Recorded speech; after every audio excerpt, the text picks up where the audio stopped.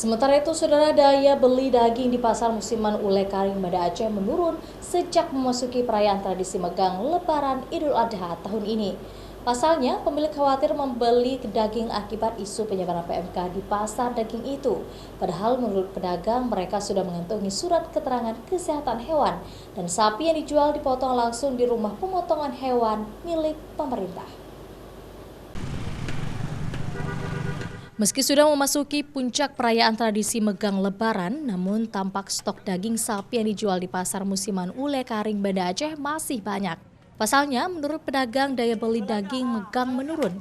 Selain karena masyarakat menunggu pembagian kupon daging megang di desa mereka, kebanyakan masyarakat mengaku khawatir membeli daging akibat isu penyebaran PMK yang dialami ternak sapi.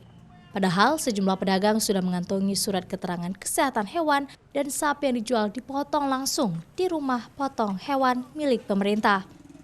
Jika biasanya dalam sehari mereka mampu menjual 2 paha sapi berukuran lebih dari 100 kg, kini hanya laku setengah dari 1 paha sapi. Sementara itu harga jual daging sapi segar ini masih stabil, yaitu berkisar di angka Rp150.000 hingga Rp170.000. Sapinya kenapa? Ya dampak tuh penyakit virus PMK.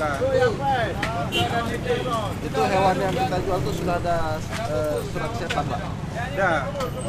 Udah karena kita potong di LPH kan. Nah di belakang ada dokter sana lewat. Ini udah separuh. Karena keadaan sepi biasa kok jam-jam sekarang udah habis satu sapi.